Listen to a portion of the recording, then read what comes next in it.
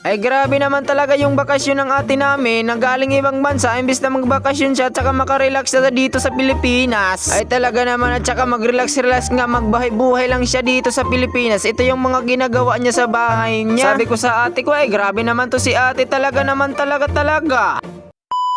What's up sa inyo mga katropa? Ngayong araw naman talaga ay samahan nyo kami dito mag-skiing cooting sa kanyang bahay. Ito nga palang pinapaganda naming bahay ni ate kasi galing siya sa ibang bansa at saka pumunta dito sa Pilipinas. Alam nga umuwi sa inyo, dito sa amin, umuwi siya sa amin. Ay syempre, wag nyo naman kalimutan yung aking intro. Ako si Kuya Mo Sir Romel, OFW talaga dito sa Pilipinas. Dahil nga ito nga yung kwento mga par, dito nga sa bahay ng ate ko dito sa Barangay Santa Cruz, Xavier Leyte. Ito lang ang mga ginawa namin maghapon at saka isang week. Wow, isang week. At dahil nga yung ate ko galing siya sa ibang bansa, pumunta dito siya sa Pilipinas para ayusin yung bahay niya at saka ipaayos. Talaga naman kami na lang ang umayos. Tsaka sabi ko sa ate ko, what if naman talaga ate mag-vlog ako dito sa bahay mo kasi para makita nila yung mga marites. Masakit na naman yung mga ulo nito. At kaya naman talaga nag-vlog na lang ako at saka yung voice over ko ngayon ay magtatagalog, pero pasensyaan nyo na lang talaga kasi hindi magkasunod-sunod yung aking Tagalog. Alam nyo naman. Ay talaga naman, kaya naman dito sa part na ito ay yung ate kong isa ay siyang tagahalo ng mga aming gagawing skin coating. At saka ito naman yung isang ate ko, siya naman to yung nagliliha. O diba, sa pagtingin mo pa lang talaga makasakit na talaga sa ulo, makasakit. At saka pumunta ko dito sa kwarto para makita kung ano nang nangyayari kasi maganda na talaga yung kwarto ni ate. Sabi ko, Diyos ko Lord, napakaganda naman talaga yung paggagawa namin kahit kami lang. Kaya nasabi ko talaga sa sarili ko na what if ba talaga na magpakyaw tayo. Ano ba yung tawag yung pakyaw? Yung kami na magtatrabaho ng isang bahay. At dahil nga ayaw ng ate ko na maging tambay siya dito sa Pilipinas, kaya naman nagpapawis siya. Iba naman talaga yung papawis niya. At dahil nga gusto ng ate namin na maging mapabilis na ito at matapos na kagad para mahiga na dito sa loob ng kwarto niya. Kaya nga kami nagtulong-tulong na lang lahat. Wala nang maging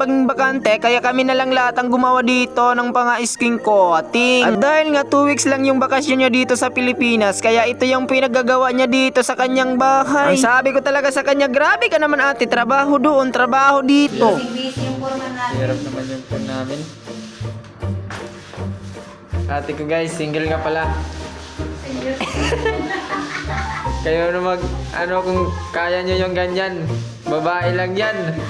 O diba, grabe naman talaga yung ate ko, kahit babae nagbubuhat-buhat pa yan. At saka kung makikita nyo naman talaga yung gawa namin ay parang tunay talaga mga par. Mapapasabi ka talaga sa kanila at sa amin na talaga ang napakaangas. Kaya naman pagkatapos namin doon sa loob ng kwarto, pumunta naman kami dito ni ate sa labas ng kanyang mga bintana. At dahil nga kami dito lang dalawa yung gumagawa, ay talaga hindi naman talaga maiwasan namin na magpintuan. Talaga naman yung mga kwininto namin at pinag-usapan namin sa bawat sarili ay kayo yung single life niya, yung sa buhay niya ba. Sabi ko sa kanya, ate, wala ka bang balag mag-asawa? At ang sabi naman niya ay marami namang umaaligid-ligid sa akin, pero ayaw niya lang muna daw mag-asawa. At dahil nga sabi niya ay priority mo yun na yan sa ngayon ang kanyang sarili at saka yung anak niya. Ikaw ba naman mabroken at iwanan, hindi ka ba umiyak at saka naman malungkot, di naging single life yung buhay niya. At dahil nga napaka-independent ng aking ate, lahat ng trabaho ay kakayanin niya. At saka sabi niya hindi naman siya nag-iisa kasi meron naman siyang pamilya at meron naman siyang anak, hindi naman siya nag-iisa. O diba, nakaintindi ka ba nun? Kaya nga kami mag-ate, ito yung banding namin. Kaya kayo kung anong yung banding nyo, kami iba. Ito yung banding namin mga par, kakaiba din sa inyo. Hindi ko talaga mapigilan pagsabi sa kanya, yung mga marites dito ate, sasakit talaga yung mga ulo at saka may stress dito sa pagtingin ng bahay mo. Talaga sabi naman niya, yun yung gusto ko, yung mga may stress sila at saka doduruyin. Alam mo yung doduruyin? Kaya mas lalo pa niyang pa-stressin yung mga marites para maging may stress at saka maging high blood na talaga sila. Kaya nga sabi ng ate ko, magkaiba talaga yung mga tao dito sa Pilipinas at doon sa ibang bansa. Kasi yung mga tao doon sa ibang bansa, mahalaga sa kanila yung mga oras. Walang pakialaman at wala ding mga maritisan. Kaya naman kung natapos mo itong video, maraming salamat sa inyong panonood at sundan nyo naman ito sa susunod na aking video. Updated, bye bye!